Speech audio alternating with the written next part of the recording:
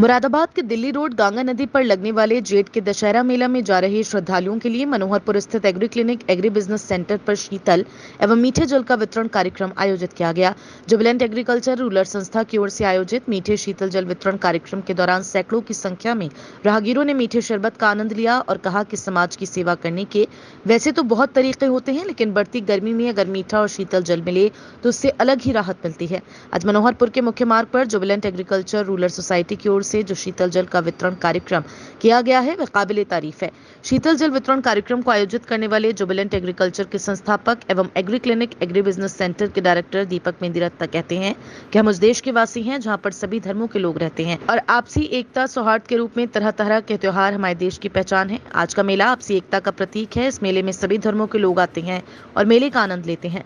Manoharpur road से गुजरने वाले श्रद्धालुओं के लिए हमारी तरफ से एक शीतल और मीठे जल के सेवा कैंप लगाया गया है, जिसमें हमारी टीम लगातार काम कर रही है।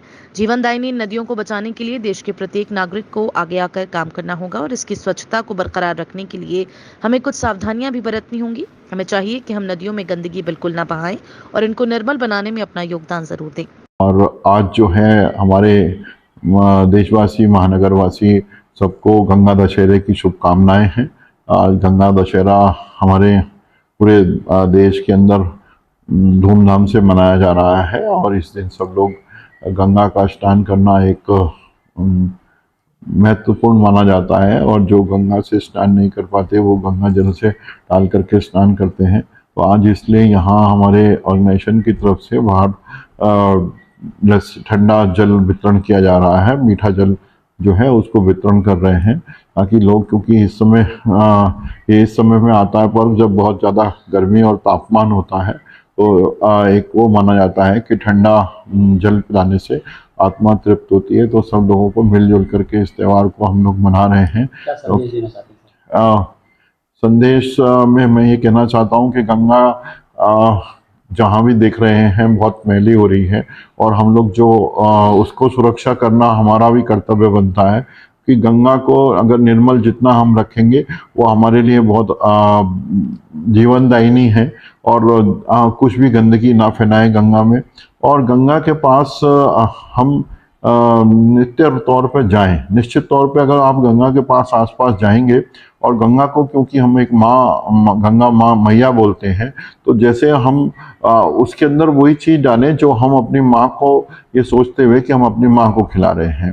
तो ऐसा ना करें कि जो भी अगर आप घर में पूजा के फूल या कुछ और अन्य वस्तुएं होती हैं उनको गंगा में ना सड़ा करके गंगा के आसपास में कहीं पेड़ के नीचे या उसको वहाँ पे गाड़ दें या रख दें, तो वो ज़्यादा सुरक्षित रहेगा बनस्पत के कि हम गंगा के अंदर उसको सिराते हैं। और वो ऐसी चीज़ें होती हैं जो बहुत सारी ऐसी चीज़ें होती हैं जो ख़त्म नहीं हो पाती हैं, लेकिन वो उसके अंदर एक कूड़ा सा बना रहता है। और फिर उसके बाद क्या होता है कि लोगों की भावना ये हो जाती है कि गंगा के अंदर हम कैसे जाएं, गंगा निर्मल नहीं है। तो गंगा मैया को अपनी माँ की तरह समझते हुए हम उसके अंदर केवल वही चीज़ दें जो वो उसको मतलब खा सकती हो या ख़त्म कर सकती हो, लेकिन उसके अनर्थ कोई ऐसी चीज़ ना डालें जिससे कि वो गंगा जो है वो मैली हो।